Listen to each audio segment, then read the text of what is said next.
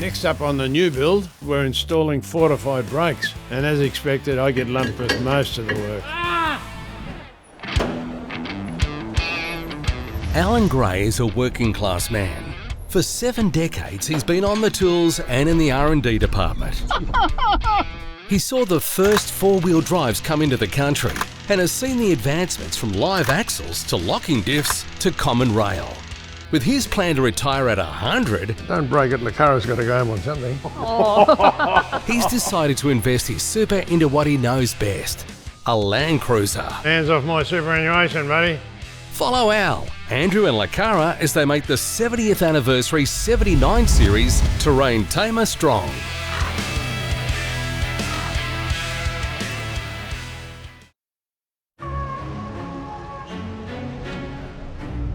It's time for my favourite pastime, brake testing.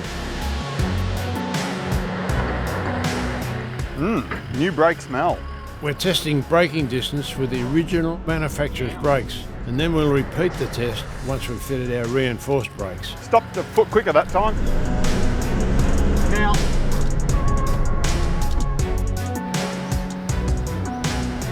I got to recalibrate my tape measure here. We'll literally just take 3 measurements and average them.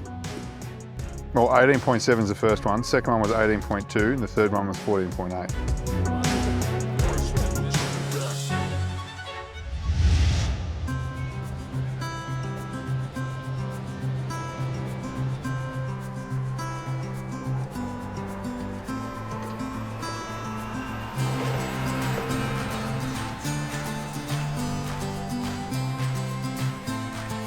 Get the clap, Andrew. Okay. So today we're going to be fitting fortified brakes. There's a few things in this package. First of all, this is the dual diaphragm brake booster. This thing's absolutely fantastic. It's got about a 30% increase in braking performance just by fitting this alone. When we were doing the testing on it, the difference in hydraulic pressure generated at the calipers is night and day compared to the OE. It's not dramatically bigger, but it certainly does the job a lot better. A brake booster decreases the force required at the brake pedal, essentially making it easier to bring the vehicle to a stop. It's a really important safety measure, particularly for a vehicle as heavy as this Land Cruiser. The dual diaphragm brake booster is only one piece of the puzzle. It is a fantastic upgrade on its own, but in conjunction with all the other components we're going to fit, you really do get a significant increase in braking performance. So we'll be fitting all these components with our fortified brake pads. Some brake pads are quite soft, so they perform well in stopping, but they don't last very well. Some brake pads tend to wear out the rotor quite aggressively. These ones are designed so that they'll hold on under extreme conditions. So when you are towing, when you are up on your GVM, when you're fitted with the GVM upgrade, these brake pads will hold on and perform much better for an awful lot longer. So these are the big brake kits for the front. So all the big brake kits, they come with braided brake hoses. It comes with enlarged calipers. If you fit just the front kit alone, it gives you approximately a 14% increase in braking capacity. If you fit it in conjunction with the rear big brake kit as well, it'll give you up to a 21% increase in braking performance. As you can see, they're beautifully made, 6 pistons, stainless steel hardware, and the upgraded disc rotor as well. Drilling and slotting of brake rotors is fantastic. It helps clear away dirt. It also increases the cooling capacity of the rotor, so they typically run cool and perform better. I won't bother unpacking the second box until we need to. It's the same contents in both boxes, as one's to the left, one's to the right. If I can find Alan and Lakara, last time I saw them they were thundering around on tricycles. With a bit of luck I can track them down and we'll get stuck into it. All right. Who are you talking to? Ah! We'd love to help, but we're a little busy.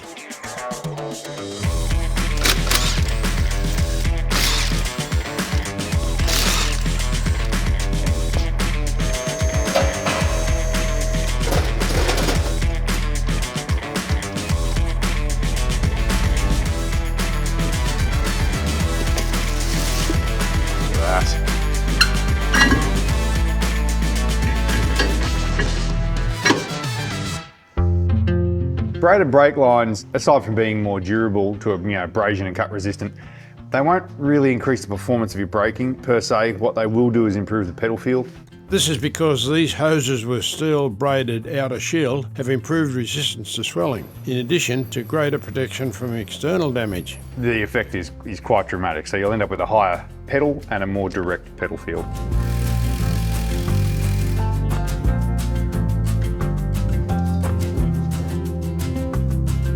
Lakara, in the meantime, can you open the other box and see if there's any instructions that Alan didn't throw out? Because there might be a reference there. Just don't show the boss this. In all seriousness, even professionals need to recheck things sometimes. Beats needing to do it twice.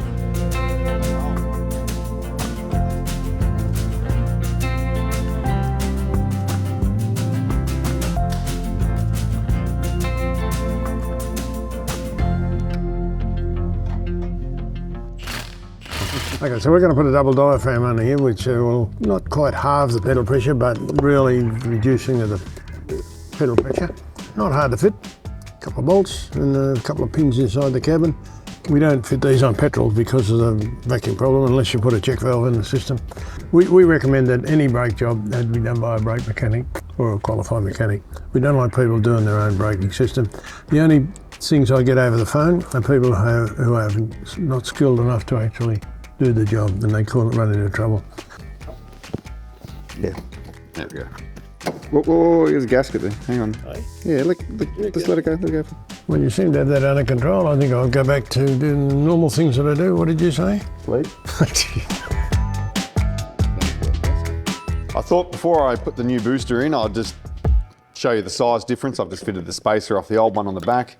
Yeah, there's not a huge difference in it, but you do need that extra space to fit the second diaphragm. Double diaphragms. Double diaphragm. They need that. They are a bit bigger, as you say. When we put it in, there's some measurements that you got to watch. You're not going to make it to retirement if you keep eating that. I'm not doing too bad. Is that the secret to old age, is it? Eating chocolate cake? Well, it's keeping it away from you. That's the main reason I eat it. Yeah, that's right. I balance it out with a little bit of banana now and again. It's not doing me too good, but boy, can I climb trees. Yeah. I haven't had lunch yet. No, well, you not deserve it. Until I got to a mature age, I never ate much for lunch anyway. All right, well, let's shove that on and we'll try and bleed the brakes and get out and have a bit of a burn. Is it on the end of an extension? Maybe the animal? A tip here to make bleeding the brake system easier is setting the brake load compensator at full load. Keep in mind that some of these valves have a bleed screw incorporated.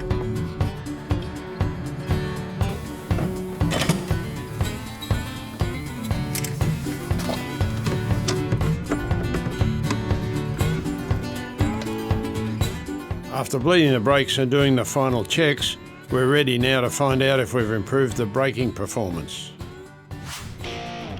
So, we've got a big front brakes. Big brake upgrade on the front. So they're what, bigger calipers, Bigger pads. bigger pads. And So it's that's a straight fairly simple, straightforward. Yeah, isn't it? straightforward conversion. And what else on the back? Brake pads, the 45 brake pads. Right, so the only change to standard would be our fortified brake pads on the back. And the dual diaphragm booster. And braided hose lines. Braided hose lines.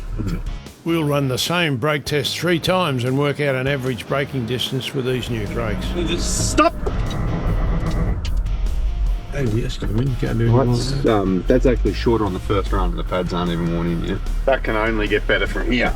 It can only get better. Stop.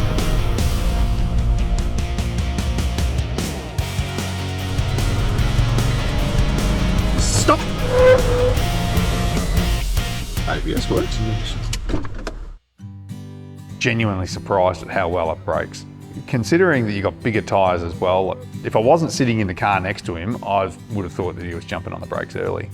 I haven't done the maths yet, but I'd say it's at least 3 metres improvement. 4.03 metres. There you go. Maths king, actually no one's ever described me as that.